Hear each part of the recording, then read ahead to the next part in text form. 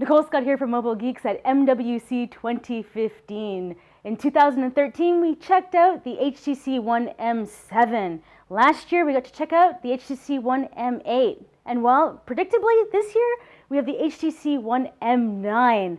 Let's find out if it beats this guy. Mobile Geeks coverage of MWC 2015 is powered by ASUS. The HTC M9 remains true to the look and feel of the One series with its unibody metal design, but the M9 has a bit of added flair, offering a two-tone metal finish. What I love about the change in design is that overall the phone is much less slippery. The corners are less round and the edges of the device are much sharper. The M9 remains at 5 inches with a 1080p display. Under the hood, we've got a Snapdragon 810 processor with 3GB of RAM and 32GB of storage. They've moved the ultra-pixel camera to the front and put in a 20-megapixel camera on the rear, which is actually capable of 4K video recording. Here we've got a sample. The version that we had didn't have final software, but you can see that there is quite some potential for the camera to perform well in good lighting conditions. On the front, they've got that 4-megapixel ultra-wide angle camera, which was actually the same one found on the M8, which offers quite good low-light performance. The body is carved out of one piece of aluminum in over 40 steps that takes over 300 minutes and leaves only 5% of raw material after the crafting process, which is actually finished by hand. I have to admit, I'm a big fan of Sense 7. Let's take a closer look. HTC has actually done a lot to improve Sense 7. You can see right here on the home screen that things are quite different. We have this little pop-up where you can choose what kind of information is displayed for you. That's an email. I'm just going to zoom that away. Now, another thing that should be immediately obvious is that everything looks different. Now, this is a theme that I've selected, and I've selected this particular theme because I like the way that these brown accents go with the gold on the side. Now, that's just a personal preference. And then they have the icon pack here that is round. This is not your traditional HTC UI that we are kind of used to seeing. Now, I'm just going to start right in on the themes. So here you can see that this is home. Now, this is a smart kind of launcher here where it's going to use your location to change what apps are here based on whether you're out or if you're home. So now I've come home to my hotel room and these are the apps that it's suggesting that I use here. So one other thing that you could do with that is that you could say set gym, right? And when you go to the gym, you're always going to use Spotify and your workout app and lots of different things. So it's actually kind of presenting you with an intelligent way to organize your apps that is useful. Now, I got sidetracked on that because I was heading here to themes. Now, this is where I'm going to be able to customize the look and feel of my M8. So let's open this up. It's updating. And then you're going to see that there's just a ton of different themes within the store.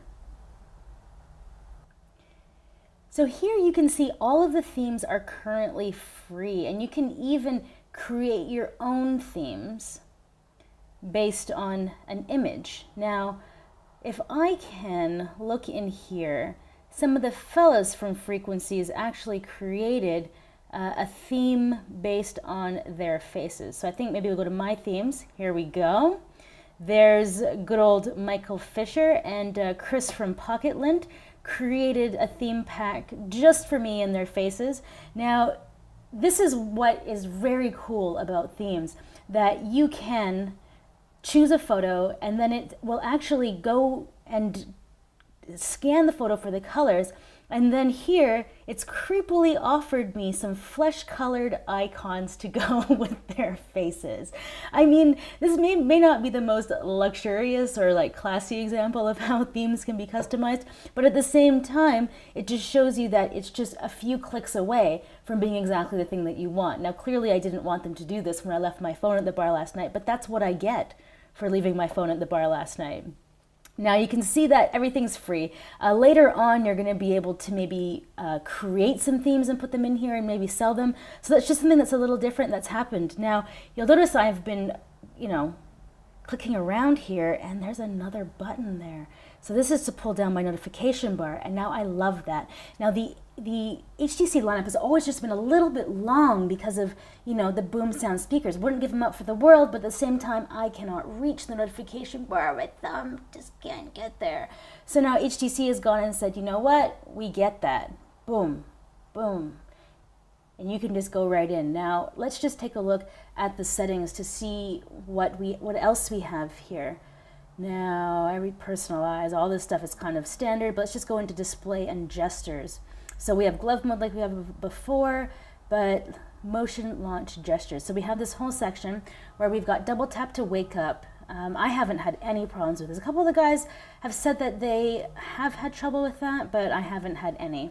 Swipe down to turn down during voice calling, and volume button to launch the camera. Now, I do love that that's happened. Now, one of the things about the buttons on the side that I think I should note right now is that, you know, the iPhone has put their button a lot higher, and I think that might train a lot of people to expect the button to be higher.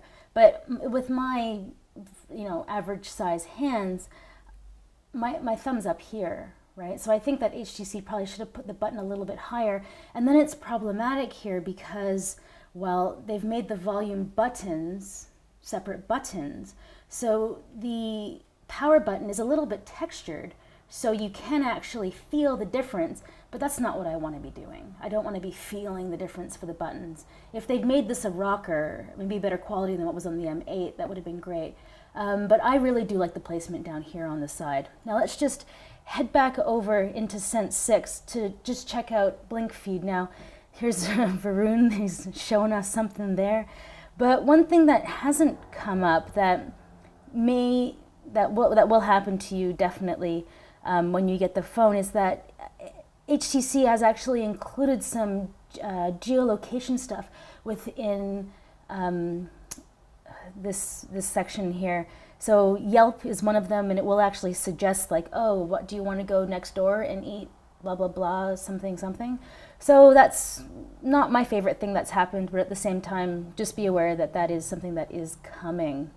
So if that wasn't enough for you, we have a ton of comparison videos, the S5, the Z3, the LG G3. If you're wondering how your existing smartphone stacks up against the HTC M9, check out the playlist below. If you like this video, why not subscribe to our channel? And we are here all week with MWC 2015 coverage. I'm your host, Nicole Scott, for Mobile Geeks.